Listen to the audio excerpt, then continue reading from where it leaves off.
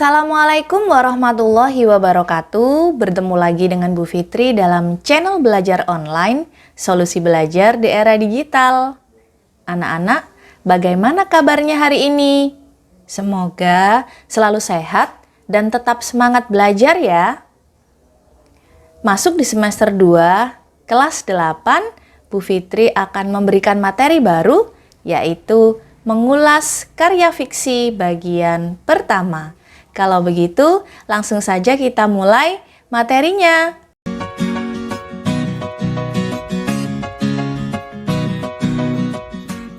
Mengulas karya fiksi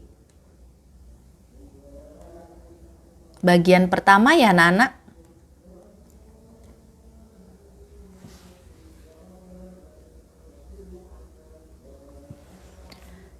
Seperti biasa, tujuan pembelajaran yang harus kalian capai pada materi kali ini adalah: yang pertama, siswa dapat mengenal bacaan fiksi dan mengetahui unsur-unsur yang ada di dalamnya. Yang kedua, siswa dapat belajar membuat penilaian terhadap karya fiksi dan menyusun argumentasi untuk mendukung penilaian. Bagaimana? Apakah kalian sudah siap untuk mengikuti pembelajaran kali ini?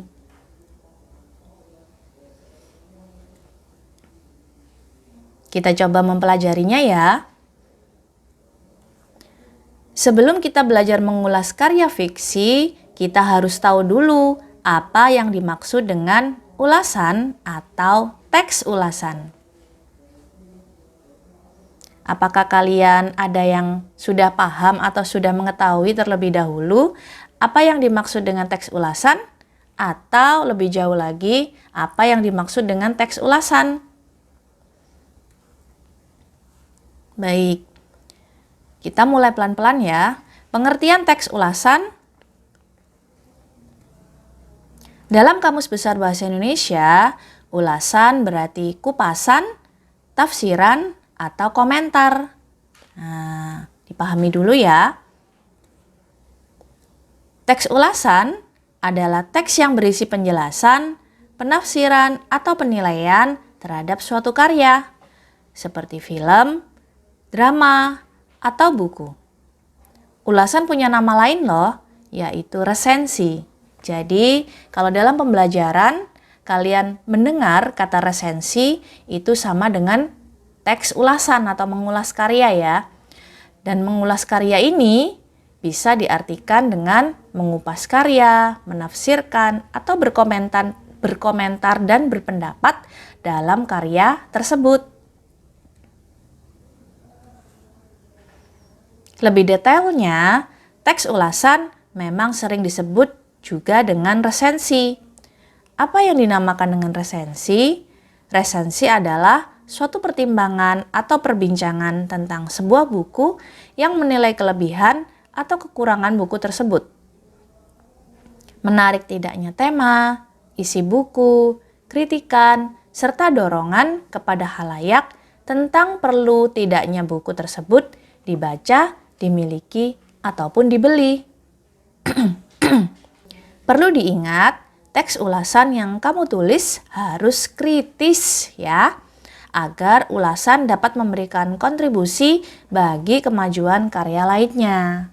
Nah, sampai di sini anak-anak, apakah kalian sudah paham tentang teks ulasan atau ulasan? Ya, jauh lebih paham ya. Sebelum kita mengulas karya fiksi, kita sudah tahu dulu apa yang dinamakan dengan ulasan. Maka yang kedua yang harus kita kenal adalah karya fiksinya. Kira-kira apa ya yang dimaksud dengan karya fiksi?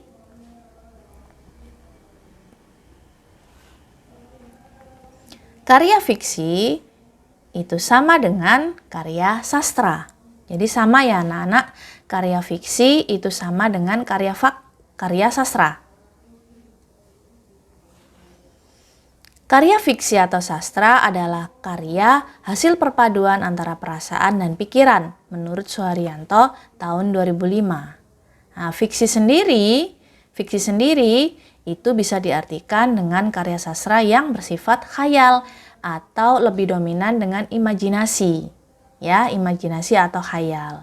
Jadi karya-karya sastra yang didasari dengan khayalan atau imajinasi yang tinggi maka dinamakan dengan karya fiksi. Menurut Welek dan Warren tahun 2009 mendefinisikan karya fiksi sebagai cerita atau latar yang bersumber dari imajinasi.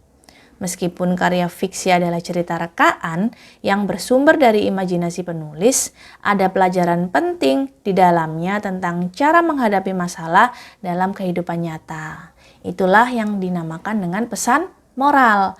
Jadi setiap karya fiksi, setiap karya sastra ya, apapun itu pasti menyampaikan pesan yang disampaikan kepada pembaca dari penulis. Pesan itu biasanya dinamakan dengan amanat atau pesan moral tadi anak-anak.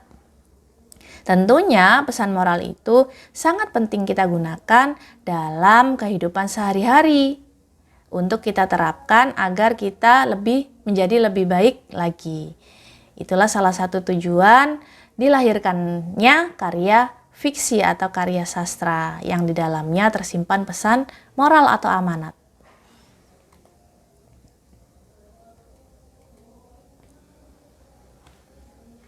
Yang kedua kita pelajari adalah menemukan unsur karya fiksi. Unsur karya fiksi dibagi menjadi 4, yaitu ada tokoh cerita, latar cerita, tema cerita, dan alur cerita atau jalan cerita. Nah, tentu kalian tidak asing lagi anak-anak dengan keempat kata ini sejak SD atau kelas 7. Sudah ada ya anak-anak, kalian sudah mengenal tokoh, latar, tema, bahkan alur dalam sebuah karya sastra. Kita bahas satu persatu ya anak-anak. Tokoh cerita. Tokoh cerita adalah tokoh-tokoh yang ada di dalam sebuah cerita. Tokoh cerita dibedakan menjadi 2, yaitu ada tokoh utama dan tokoh pendukung. Tokoh utama cerita adalah tokoh yang paling banyak muncul di sepanjang cerita. Namanya saja juga tokoh utama, berarti dia pasti dominan dan sering muncul dalam sebuah cerita ya anak-anak. Atau tokoh yang memiliki peran penting dalam cerita. Artinya bila tokoh ini tidak ada, cerita pun tidak akan ada. Nah, berarti dia memang benar-benar penting sekali ada di dalam cerita tersebut. Itulah yang dinamakan dengan tokoh utama. Contoh, tokoh utama dalam cerita Kotak Sulap Paman Tom adalah Randu. Ya, tentu kalian sudah membaca ya buku paket kalian tentang karya fiksi yang berjudul Kotak Sulap Paman Tom. Hal ini karena cerita mengisahkan Randu. Tanpa kehadiran Randu, cerita tersebut tidak akan ada. Randu adalah tokoh yang paling sering muncul. Yang perlu ditebali atau digaris bawah adalah Randu adalah tokoh yang paling sering muncul. Nah, itu yang bisa kita analisis dalam unsur karya fiksi, tepatnya tokoh cerita. Jadi kalian harus tahu dulu mana tokoh utama dan mana tokoh pendukungnya dengan cara membaca secara detail. Kedua, latar cerita. Latar cerita adalah tempat atau waktu terjadinya cerita. Kalian dapat mengetahui latar suatu cerita dengan melihat nama-nama tempat dan waktu dalam cerita. Nah, selain itu, latar juga dapat menggambarkan suasana dalam cerita, misalnya suasana haru, sedih, bahagia, mencekam, menegangkan, dan memanas. Jadi intinya latar itu dibagi menjadi 3, yaitu ada latar tempat, waktu, dan latar suasana. Dan pasti ketiga latar ini ada dalam sebuah cerita karya sastra ya anak-anak atau karya fiksi. Contoh, dalam cerita Kotak Sulap Paman Tom, peristiwa berlangsung di perpustakaan daerah. Ini adalah salah satu contoh latar tempat. Yang ketiga adalah tema cerita. Tema cerita adalah unsur pokok dalam cerita atau bisa disebut dengan ide dasar cerita. Nah, ini merupakan fondasi anak-anak kalau kita ingin mendirikan sebuah rumah, itu harus ada fondasi yang kuat. Sama, ketika kita ingin membuat sebuah cerita, maka kita juga harus memiliki fondasi yang kuat yang dinamakan dengan tema cerita atau ide dasar cerita. Menurut Kamus Besar Bahasa Indonesia, tema adalah pokok pikiran atau dasar cerita yang dipercakapkan atau dipakai sebagai dasar mengarang. Nah, tanpa tema ini kalian tidak bisa untuk membuat sebuah karya fiksi atau karangan. Oke, contoh tema cerita Kotak Sulap Paman Tom adalah kekecewaan Randu terhadap Paman Tom. Ini merupakan ide dasar dari cerita yang akan dibuat ya. Jadi setelah kita tahu, oh idenya adalah kekecewaan Randu terhadap Paman Tom. Mulailah membuat sebuah kerangka cerita yang kemudian kalian kembangkan menjadi sebuah cerita yang utuh. Jadi kalau sudah ada tema itu, sudah ada gambaran untuk menjalankan sebuah cerita yang utuh dari awal hingga akhir. Jadi harus ada temanya dulu ya, harus ada ide dasarnya dulu. Yang keempat adalah alur atau jalan cerita atau bisa disebut dengan plot ya anak-anak. Alur atau jalan cerita atau plot adalah rangkaian kejadian yang dihadapi tokoh cerita dari awal hingga akhir. Menurut Kamus Besar Bahasa Indonesia, alur adalah rangkaian peristiwa yang direka atau dijalin dengan saksama dan menggerakkan jalan cerita melalui kerumitan ke arah klimaks dan penyelesaian. Jadi, alur itu merupakan jalan cerita yang dilalui dari awal hingga akhir. Jadi memang harus memiliki alur ya anak-anak. Berikut 3 macam alur cerita. Saya yakin Bu Fitri yakin kalian sudah mengenal macam dari alur-alur ini ya anak-anak. Yang pertama adalah alur maju. Adalah alur yang diawali dengan kejadian masa kini atau masa sekarang dengan konflik datar. Pada bagian tengah, konflik makin menanjak dan diakhiri klimaks serta penyelesaian pada akhir cerita. Alur maju ini gambarannya bisa seperti ini ya anak-anak. Masa kini, kemudian ada masalah atau konflik tapi masih ringan ya, datar. Dan pada bagian tengah, itu konfliknya atau masalahnya itu mulai membesar atau mulai menanjak ya. Ke klimaks, karena klimaks adalah puncak dari masalah. Kemudian lanjut lagi ke puncak, mau berakhir, diakhiri klimaks, serta nanti di akhir cerita ada penyelesaian atau yang dinamakan dengan resolusi. Yang kedua adalah alur mundur, adalah alur yang dibuka dengan penceritaan kejadian masa lampau di awal cerita dan diselesaikan dengan konflik pada masa kini. Jadi dia mengingat masa lalu ya, boleh. Kemudian masa lalu itu tentu memiliki konflik hingga ke klimaks ya. Dan dia penyelesaian konfliknya itu diselesaikan pada masa kini atau masa sekarang. Kemudian selesai, mencapailah resolusi, kemudian ada amanat. Itu namanya alur mundur. Kemudian yang terakhir ada alur campuran, maju mundur atau yang bisa disebut variatif. Alur variatif adalah alur yang mencampurkan kisah kejadian masa kini dan masa lalu secara bergantian biasanya ya. Karena dia sedang menceritakan masa lalunya secara detail, tapi dia juga butuh masa sekarang, maka cerita ini bisa dinamakan atau menggunakan alur campuran atau alur variatif, alur maju mundur. Itu tadi anak-anak penjelasan tentang alur. Nah, kalian dapat melihat dan menemukan tema suatu cerita dengan menerapkan langkah-langkah seperti dalam tabel tersebut. Nah, tadi kan pertama membuat tema dulu ya. Awal membuat karya sastra itu kita harus tahu temanya dulu, ide dasar dari cerita. Maka ketika kita ingin mengetahui ceritanya sudah ada ya, misalnya kita ingin analisis tema misalnya, tema cerita dalam karya fiksi ini apa ya, misalnya gitu.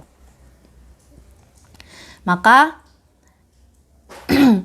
bacalah keseluruhan cerita terlebih dahulu agar kalian mengerti isinya. Ya. Bacalah keseluruhan cerita terlebih dahulu agar kalian mengerti isinya. Kemudian yang kedua, mencermati paragraf pertama dan terakhir. Pokok pikiran biasanya diperkenalkan melalui konflik yang mulai dikenalkan penulis sejak paragraf pertama. Adapun paragraf terakhir merupakan tempat penulis menutup ceritanya dengan sebuah pesan atau peristiwa yang memberi makna. Jadi, Contohnya, perbuatan yang dilakukan tergesa-gesa membawa akibat buruk bagi orang lain. Jadi intinya, ketika kita menganalisis sebuah tema suatu cerita, kita harus membaca keseluruhan cerita itu, kemudian kita mencermati paragraf pertama dan terakhir. Ini contohnya kita menemukan tema ya anak-anak. Tema yaitu perbuatan yang dilakukan tergesa-gesa membawa akibat buruk bagi orang lain. Ini sekedar tambahan untuk menemukan sebuah tema cerita. Untuk mengenali urutan peristiwa demi peristiwa yang membentuk alur cerita, kalian dapat menggunakan cara kreatif yang biasa disingkat dengan pasca. Pada mulanya, selanjutnya, kemudian, dan akhirnya. Perhatikan contoh berikut. Tabel 4.1, identifikasi alur dengan pasca pada cerpen Kotak Sulap Paman Tom. Urutan kejadiannya sama dengan pasca ini ya anak-anak ya. Ini bisa dijadikan rumus untuk mengetahui, untuk membuat ya alur cerita ini menjadi lebih terarah. Pada mulanya, misalnya kamu bisa mengawalinya dengan, ini kerangka ya, bisa dinamakan dengan kerangka. Kejadiannya, pada mulanya Randu sangat menyukai pertunjukan sulap Paman Tom. Kemudian selanjutnya ia merasa penasaran. Ia ingin tahu mengapa dari kotak sulap Paman Tom bisa muncul banyak benda. Suatu hari ia membongkar rahasia sulap Paman Tom di depan banyak orang. Nah, ini jalan terus ya alurnya ya. Kemudian orang-orang menjadi tidak tertarik lagi menonton sulap Paman Tom. Pertunjukannya jadi sepi, Paman Tom dipecat dari pekerjaannya. Akhirnya, di sini ada akhirnya Randu menyesali perbuatannya. Ini merupakan alur atau kerangka sebuah cerita yang dia mengedepankan alur dan dia menggunakan rumus pasca. Nah, ini ya anak-anak, identifikasi alurnya. Bu Fitri coba menggambarkan alur itu seperti apa. Kalau dalam membuat cerita, alur ini memang sangat dibutuhkan. Pertama, Bu Fitri akan membuat sebuah segitiga atau gunung ya. Ini merupakan gambaran sebuah alur cerita yang sangat mudah. Pertama ada pengenalan atau awal cerita yang biasa disebut dengan orientasi.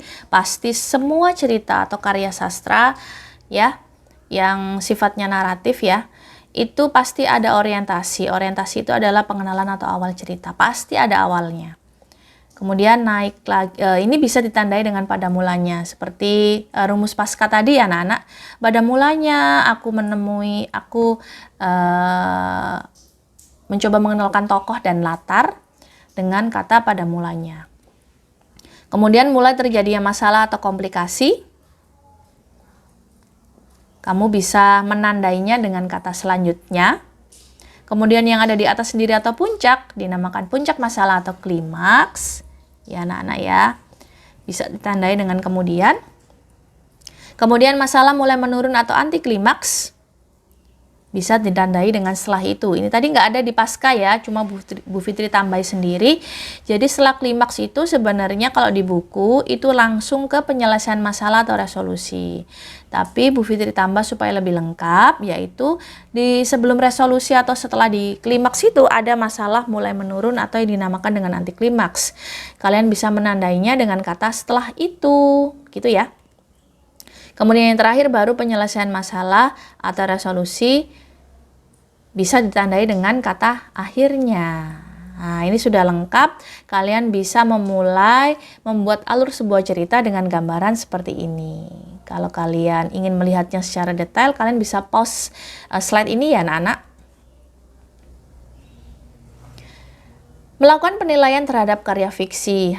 Ketika kita sudah menganalisis ya, kita sudah tahu, sudah paham tentang mengulas itu apa, karya fiksi itu apa, kemudian unsur-unsur yang ada di dalamnya itu apa.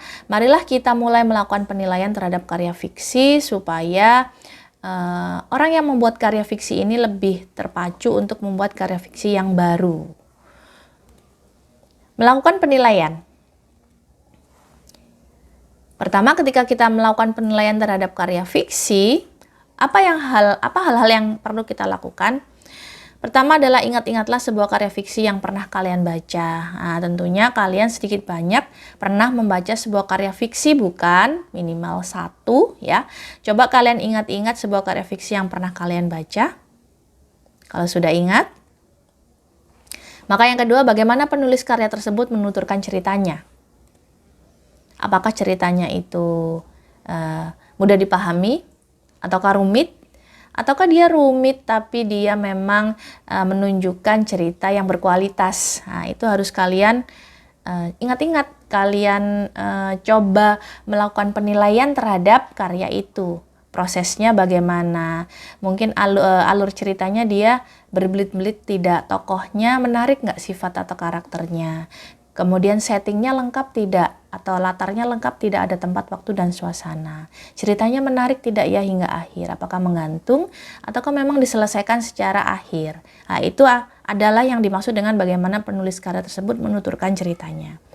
Kalau kalian sudah paham, maka yang ketiga adalah apakah unsur-unsur dalam karyanya sudah ditulis dengan baik.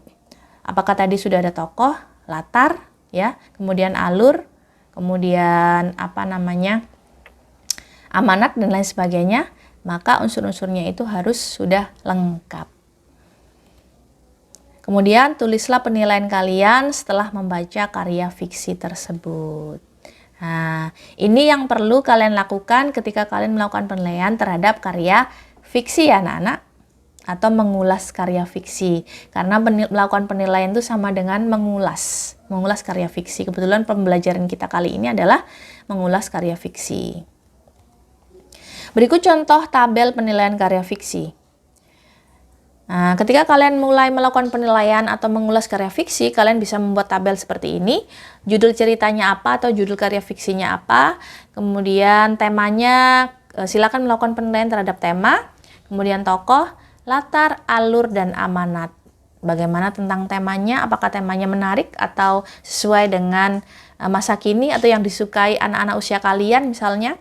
Tokohnya bagaimana? Tokohnya banyak tidak, sedikit tidak, atau sesuai tidak dengan karakternya, sesuai tidak dengan ceritanya. Nah, karakternya ini merupakan karakter yang unik tidak? Nah, kalian bisa melakukan penilaian secara detail ya di tabel ini. Kemudian latarnya, apakah latar tempat, waktu, dan suasananya sudah ada? Kalau sudah ada apa? Kalian coba melakukan analisis, kemudian lakukan penilaian. Komentarlah. Berpendapatlah di situ yang banyak. Kemudian alur, mulai dari awal orientasi hingga resolusi, apakah alurnya semuanya lengkap? Ataukah justru ada yang tidak ada? Karena tidak adanya itu, maka jadi bingung misalnya. Kemudian amanat atau pesan moral, bagaimana pesan moralnya? Apakah sangat berguna untuk diaplikasikan di kehidupan kita sehari-hari? Nah, dengan memberikan penilaian, kalian berlatih menemukan unsur-unsur dalam karya fiksi. Penilaian tokoh cerita. Cerita yang baik adalah cerita yang tokoh-tokohnya dipahami pembaca. Makin jelas penggambaran tokohnya, maka makin kenal pembaca dengannya. Kalian dapat menikmati cerita dengan baik bila kalian paham seperti apa tokohnya. Kalian dapat menilai seorang penulis sudah menggambarkan tokoh cerita dengan baik atau belum melalui data diri, latar belakang, dan sifat-sifat tokoh. Nah, kalian bisa mengawali ulasan ini dengan menilai tokoh ceritanya dulu ya anak-anak. Tokoh ceritanya itu jelas atau tidak penggambarannya, atau hanya samar-samar. Namanya saja tidak ada, misalnya seperti itu. Tulis penilaian kalian atau komentar kalian. Karena makin jelas penggambaran tokohnya, maka kita sebagai pembaca itu mengenali bagaimana sih tokoh ini, karakternya bagaimana, dia bisa membawa ceritanya ini kemana. Nah, itu adalah salah satu tujuan dari tokoh cerita. Nah, kalian dapat menilai seorang penulis sudah menggambarkan tokoh ceritanya dengan baik itu dengan cara data dirinya, latar belakang, dan sifat-sifat tokoh yang ada di dalamnya itu. Apakah ada semua itu? Kalau misalkan ada dan jelas, maka tokoh cerita ini bisa dinamakan tokoh cerita yang sudah baik. Nah, misalnya data diri ya, seperti yang harus kalian analisis adalah namanya, usia, tempat tinggal, dan keluarganya seperti apa dalam tokoh cerita itu. Kemudian sifat-sifatnya yang tercermin melalui kata-kata dan tindakannya. Misalnya misalnya tidak ada tulisan karakter, ya, tidak ada tulisan karakter yang gamblang misalnya. Kalian bisa analisis karakternya itu melalui sifat-sifat yang tercermin, karakter yang tercermin melalui kata-kata dan tindakan yang dilakukan oleh tokoh dalam cerita. Itu bisa menganalisis sifatnya ya anak-anak tanpa si penulis ini menulis karakter yang sesungguhnya. Kalian sudah bisa analisis sendiri. Oh, ini sifatnya pemarah, karena dia sering menggebrak meja, karena dia sering memaki, karena dia sering berkata kasar. Maka dengan analisis itu kalian sudah mengenali, sudah mengeluarkan, sudah analisis, oh sifat tokoh ini adalah pemarah atau emosional. Itu namanya analisis sifat-sifat dalam tokoh cerita. Kemudian, latar belakang adalah alasan tokoh melakukan sebuah tindakan yang dapat menjadi karakter tokoh. Mengapa dia menjadi pemarah? Alasannya adalah dia sering tertekan dan lain sebagainya. Baca cerita itu dari awal hingga akhir, maka kalian bisa menganalisis penilaian tokoh dalam cerita tersebut. Gitu ya anak-anak. Kemudian, mari kita lihat penokohan dalam cerita Kotak Sulap Paman Tom. Gambaran tokoh misalnya ya, kita mencoba analisis tokoh cerita dalam judul Kotak Sulap Paman Tom. Gambaran tokoh, identitas diri, detailnya adalah namanya Randu, jenis kelamin laki-laki, usianya kelas 3 SD, perkiraan usianya 9-10 tahun, ditemukan di paragraf 1, kedua, dan ketiga. Ini namanya analisis tokoh cerita. Kemudian yang kedua, latar belakang atau alasan bertindak. Tindakannya Randu membongkar rahasia sulap Paman Tom. Kemudian alasannya Randu kecewa karena kotak sulap Paman Tom ternyata bukan benda ajaib. Kalimat ini atau analisis ini ada di paragraf kelima. Kemudian yang terakhir, sifat atau karakter tokoh mementingkan diri sendiri dan emosional. Ya, sifat mementingkan diri sendiri tampak dari tindakannya membongkar rahasia sulap Paman Tom. Paman Tom. Sifat emosional tampak saat Randu melihat Paman Tom bermain sulap di jalan dan ia meneteskan air mata karena merasa menyesal. Ini adalah analisis sifatnya Randu ya anak-anak. Sifatnya Randu karena identitasnya adalah Randu. Jadi kalian bisa menganalisis sebuah karakter tokoh atau tokoh dalam menilai tokoh itu dengan cara membuat tabel seperti ini. Gitu ya anak-anak.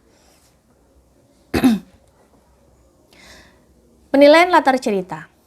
Latar cerita meliputi latar tempat, latar kejadian, latar cerita meliputi latar tempat, latar waktu kejadian, dan latar suasana dalam cerita. Dibagi menjadi 3 ya. Kalian bisa analisis atau melakukan penilaian tentang latar tempatnya bagaimana, latar waktunya bagaimana, dan latar suasananya bagaimana. Apakah sudah sesuai dengan alur cerita, dengan jalan cerita, atau tema cerita dalam karya fiksi tersebut.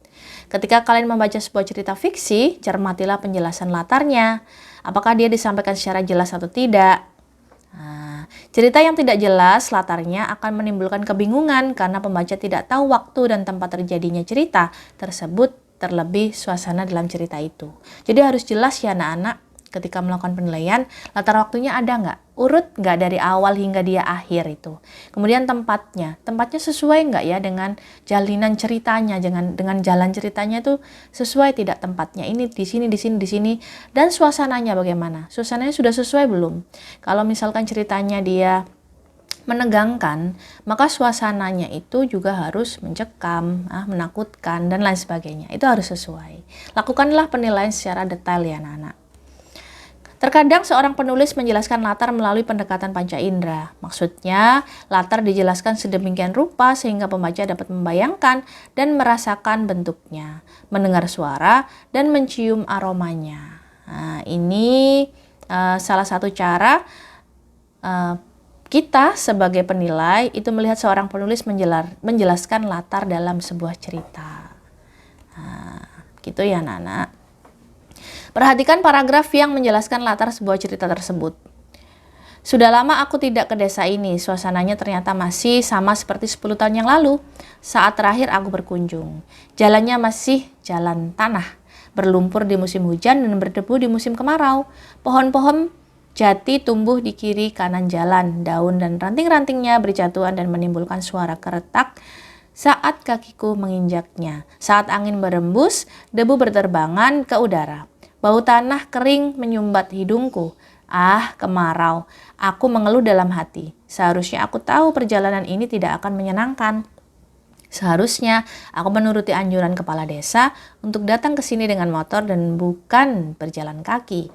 Sekarang aku merasakan akibat kekerasan kekeras kepalaanku ini atau sendiri. Bagaimana rasanya berjalan sejauh 5 km dan menyusuri jalan kering yang batu-batunya bertonjolan di bawah kakimu, Bud? Aku mengerutu pada diri sendiri. Mana cuaca sedang terik-teriknya. Nah, perhatikan kalimat yang digarisbawahi. Kalimat-kalimat tersebut membuat pembaca seolah melihat, mendengar, dan membayangkan latar cerita. Itu ya, anak-anak. Jadi ini merupakan penggambaran atau bisa disebut dengan deskripsi. Tanpa kita ada dalam latar dalam cerita ini, kita bisa membayangkan. Nah, ini bisa dijadikan analisis sebuah latar dalam cerita. Penilaian tema cerita. Setelah mencermati penokohan dan latar, kalian perlu mencermati tema sebuah cerita. Apakah kalian dapat memahami maksud penulisnya dengan jelas? Apakah kalian memahami pesan yang hendak disampaikan penulisnya? Gunakanlah langkah-langkah mengenali tema yang sudah kalian pelajari sebelumnya untuk mengetahui jawabannya. Nah, untuk mengenali tema sudah ada di slide sebelumnya ya anak-anak yang tadi saya jelaskan. Silakan kalian membuka kembali slide sebelumnya untuk mengenali bagaimana kita menemukan tema sebuah cerita jika kita ingin melakukan penilaian pada tema. Penilaian alur cerita.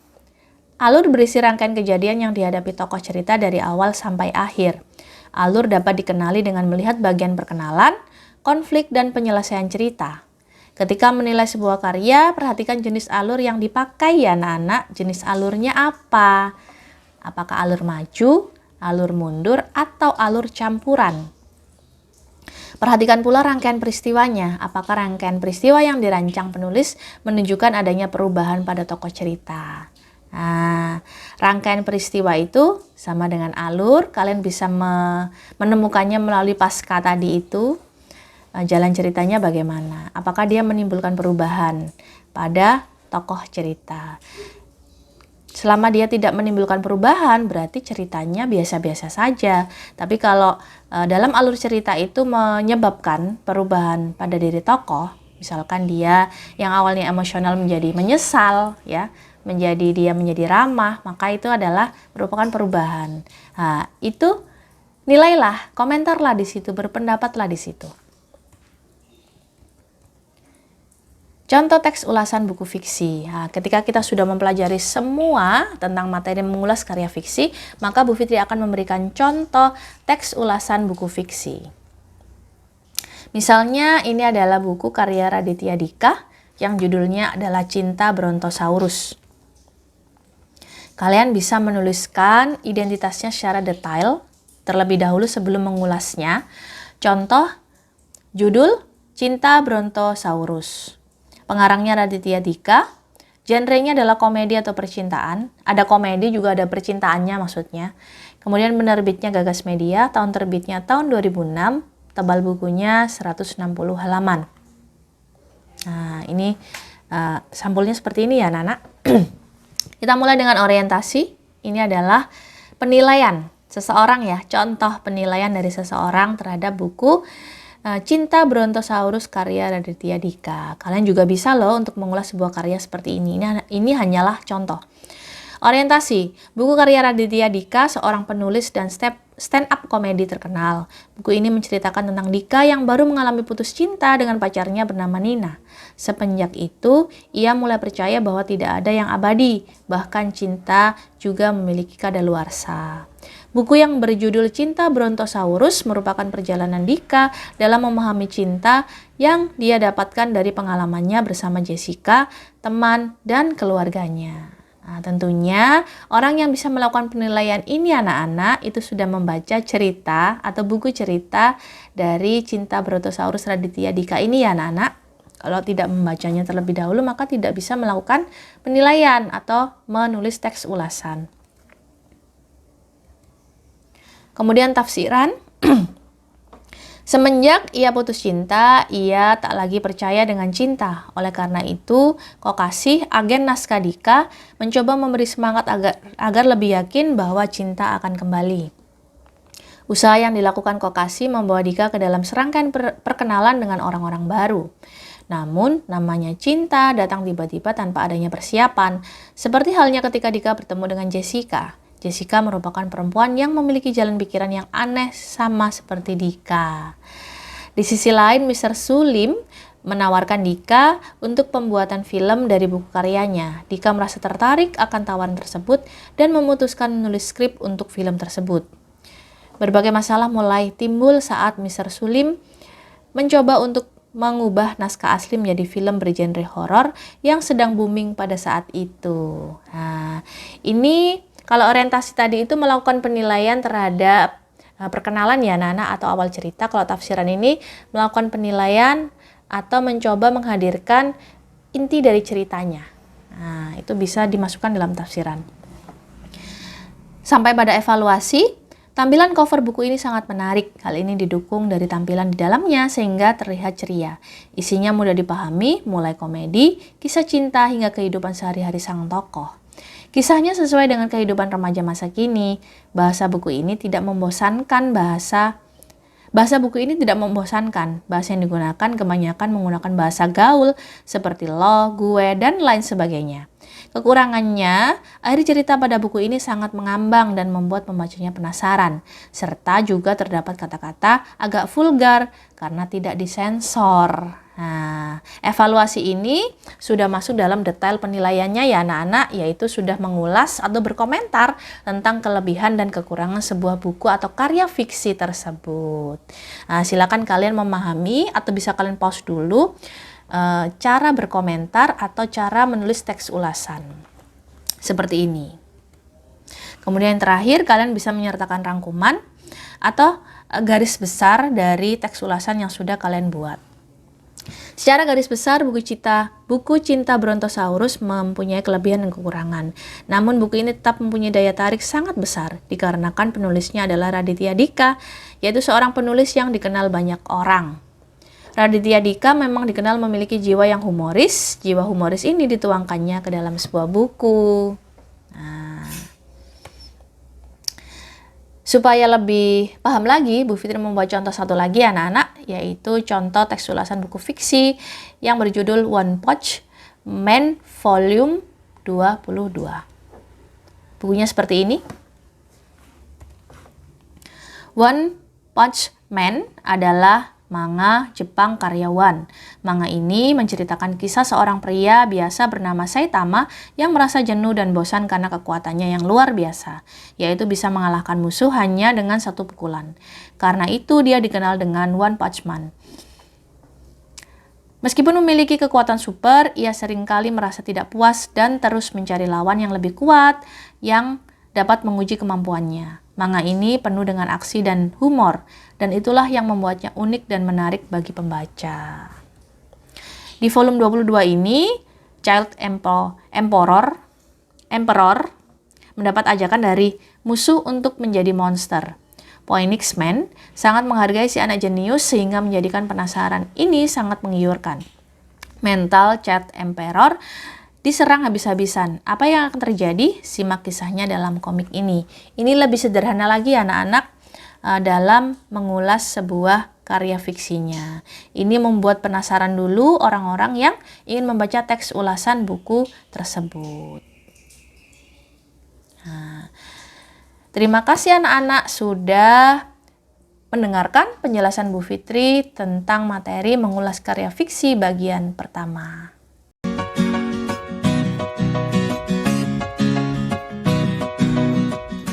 Demikian materi mengulas karya fiksi bagian pertama kelas 8.